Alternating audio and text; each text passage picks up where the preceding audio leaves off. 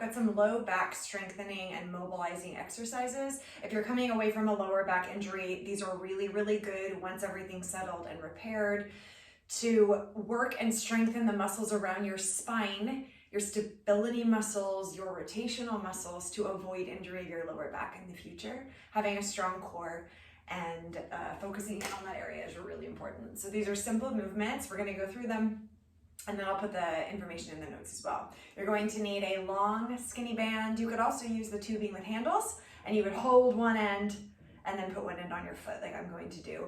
I have a yoga block. If you don't have one, it's okay. You could use a book or something just to elevate. You'll see how I use it. Just make sure what you use is a couple inches tall and is not going to slide around, okay? But you could be creative with what it is and not squishy. We want it nice and solid. And then a small plate or object, you'll see. The first movement we're going to do is a resisted bird dog. So we're gonna take our bird dog and isolate the back of it. You're gonna take your block, book, whatever, and then you're gonna take in your left hand and then your right foot, you're gonna put the band around your foot and then through the opposite hand. The leg that is working, the opposite leg is gonna go, the knee is gonna go under this block, okay? So we're gonna breathe, we're gonna square everything off to the floor, and then you're gonna lift up and you're gonna extend away. Opposite arm and opposite leg. The leg that's on the ground on top of the block, see how I've got my toes tucked? So that leg is super strong and secure. My spine is staying long, my chin is tucked. I'm pressing my opposite hand into the floor. And as I move away, you're feeling those slings, these beautiful muscles that go across our back from one shoulder down to the opposite hip. You're exhaling, you're pushing away. So you're gonna do 8 repetitions, keeping your body completely square to the floor. Don't allow any opening through the hips or through the chest, and then you're gonna switch. They're a lot harder than they look, you guys. So 8 repetitions, and then you're gonna swap.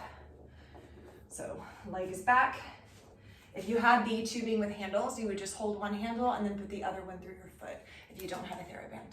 And then you're coming up into bird dog. Before you move, you're squaring the hips. It's challenging with this incline. Take a breath, strong corset core, and reaching away 8. You will notice that you're naturally better on one side. Keep that tension. Don't lift your arm or your leg higher than your back. Back is nice and straight and strong. Use a nice light band so that you're able to move with perfect form. So you'll do 8 reps on each side of this resisted bird dog and then carefully get out of it. Take a breath. Second movement are gonna be some rotations and isolation. So we're gonna come down. I'm going to use a plate. If the plate feels heavy or the dumbbell feels heavy, you could use anything and hold it in your hand. You're gonna take your object, whether it be a dumbbell, a plate, the yoga block, whatever, and you're gonna hold it right over your shoulders. So stack your shoulders up, and then you're gonna take your knees right over your hips, and they're together. Now with no rotation or movement from the upper body, you're gonna drop both knees over to the right side, and then come back to the center. So you're gonna go 8 times, 8 knee drops to the right, and to the left. Keep your arms straight.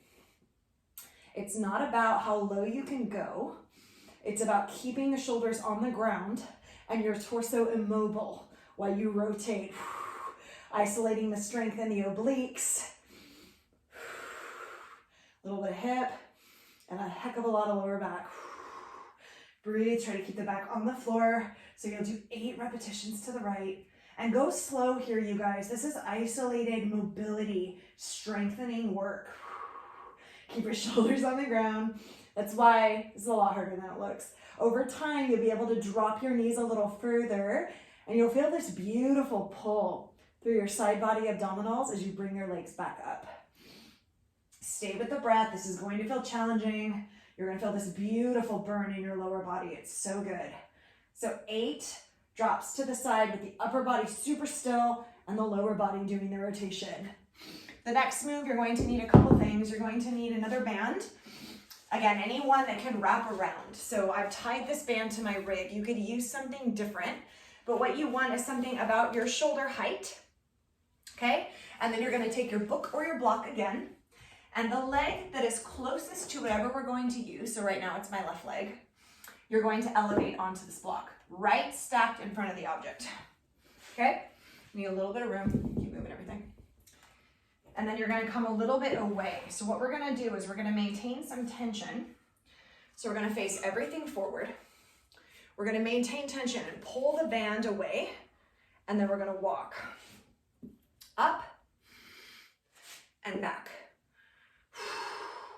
Keeping everything in your torso moving as one unit. I've got tension on this band. My shoulders are away from my ears and my arms are straight. And you're gonna do 8 little walks forward with this beautiful square torso and no rotation. So the body's gonna wanna rotate. It's gonna wanna pull towards the resistance, towards the rig, but you're gonna keep that strength through your center, and you're gonna do 8 little walks. And trust me, yo, this is way harder than it looks. Ooh, you're gonna feel that core, and then you'll switch.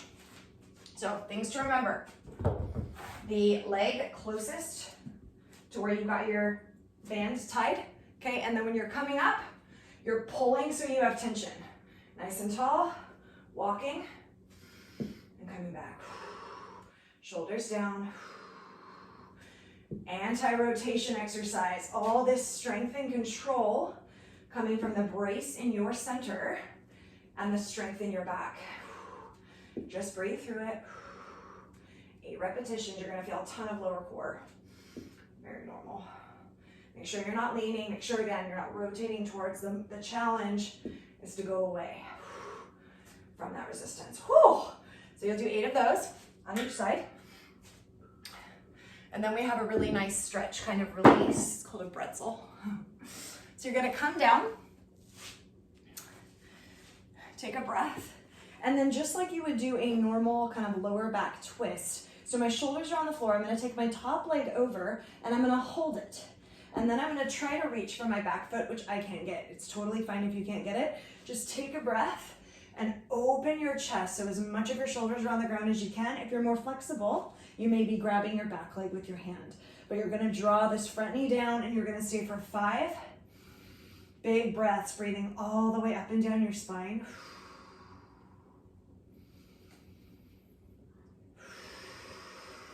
Calm and steady. In the nose, out the mouth, and then you will switch sides. And again, you're gonna notice mobility differences on both sides. Like on this side, I can grab my foot. And then again, the top arm is back, and the front leg has the back arm. Take a breath. You'll feel this work in your back, it's okay. Try to melt your upper body into the floor as you take these 5 deep breaths and get your front leg as flat as you can. But you'll feel this work in your spine. So those are the 4 exercises. You guys can feel free to repeat them.